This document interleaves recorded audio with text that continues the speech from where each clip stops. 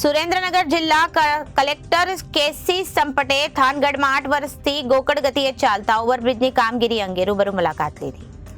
સુરેન્દ્રનગર જિલ્લા કલેક્ટર સાહેબ કેસી સંપટ, ચોટીલા તાલુકા ટીડીઓ સાહેબ, થાનગઢ મામલતદાર સાહેબ અને થાનગઢ ચીફ ઓફિસર સહિતના તમામ અધિકારીઓ કોરી કલેક્ટર દ્વારા થાનગઢના ઓવરબ્રિજ, ભૂગર્ભ ગટર, રોડ, રસ્તા અને પ્રશ્નો બાબતે થાનગઢ સિરામિક દ્વારા ગાંધીનગર સુધી રજૂઆત કરવામાં આવી હતી. સતત પ્રેસ આઉટ થતા જિલ્લા કલેક્ટર સાહેબ રજામાં આવીને તરત જ થાનગઢની મુલાકાતે લીધી હતી. તમામ ભારતીય જનતા પાર્ટીના પદાધિકારીઓની સાથે મુલાકાત કરી હતી અને થાનગઢને ઓવરબ્રિજ છેલ્લા 8 વર્ષથી ગોકુળ ગતિએ ચાલી રહ્યો છે તેની રૂબરૂ મુલાકાત લીધી હતી અને કોન્ટ્રાક્ટરને કડક શબ્દોમાં સૂચના આપી દેવામાં આવી હતી કે 26 જાન્યુઆરીએ થાનગઢનો ઓવરબ્રિજ ઓપનિંગ કરવામાં આવવાનું છે, તે પહેલા પૂરું કરવાનું રહેશે. ત્યારે થાનગઢના ઓવરબ્રિજ આવવાનું છે, તે પહેલા પૂરું કરવાનું રહેશે. ત્યારે થાનગઢના ઓવરબ્રિજ ઉપર અડીને ખૂટ જિલ્લા કલેક્ટરે નિરીક્ષણ કરવામાં આવ્યું હતું અને જે અંડરબ્રિજ કામ ચાલી રહ્યું હતું તેનું પણ નિરીક્ષણ કરવામાં આવ્યું હતું અને થાનગઢના જે કામ બાકી છે તેની રજૂઆત કરવામાં આવી હતી.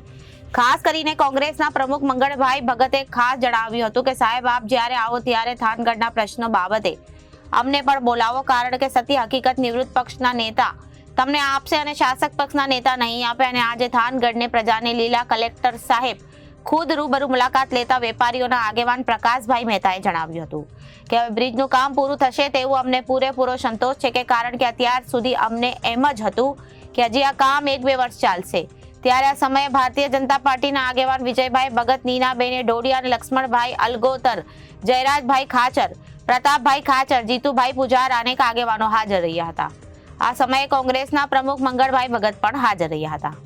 થાનની એક બહુ જ મહત્વની જરૂરિયાત એવો જે બ્રિજ છે એ લગભગ જે છે એ તૈયાર થઈ ગયો છે અને જે આમ 26 જાન્યુઆરી અમે કહ્યું છે, પણ મને લાગે છે ત્યાં સુધી મુલાકાત મેં લીધી તો ફેબ્રુઆરીના અંત સુધીમાં જે બ્રિજ છે એ આપણે ઓપરેટ કરી શકશું અને ખાસ કરીને એના જે સાઇડ રોડ્સ છે એ પણ આપણે ખૂબ ઝડપથી એ કામગીરી થાય એના માટે મેં સૂચના આપેલી છે. ગઈકાલે સમગ્ર બ્રિજની મુલાકાત લીધી. એવી જ રીતે રેલવે દ્વારા બની રહેલ એક અંડરબ્રિજ જે છે જેને પણ આપણે સેન્કશન કર્યો છે એની પણ મુલાકાત લીધી અને ખાસ કરીને થાનગઢની અમારી ટીમ જે મામલતદાર, અત્યારે નગરપાલિકાના વહીવટદાર તરીકે છે, ચીફ ઓફિસર શ્રી, અમારા બાકીના જે સ્ટેક હોલ્ડર્સ અને પદાધિકારીઓ જે છે એમની સાથે ચર્ચા વિચારણા કરીને ખાસ કરીને જે પાણીના પ્રશ્નો અને જે ગટર વ્યવસ્થાના જે પ્રશ્નો છે, રોડ રસ્તાના પ્રશ્નો છે, ખાસ કરીને જે આપણી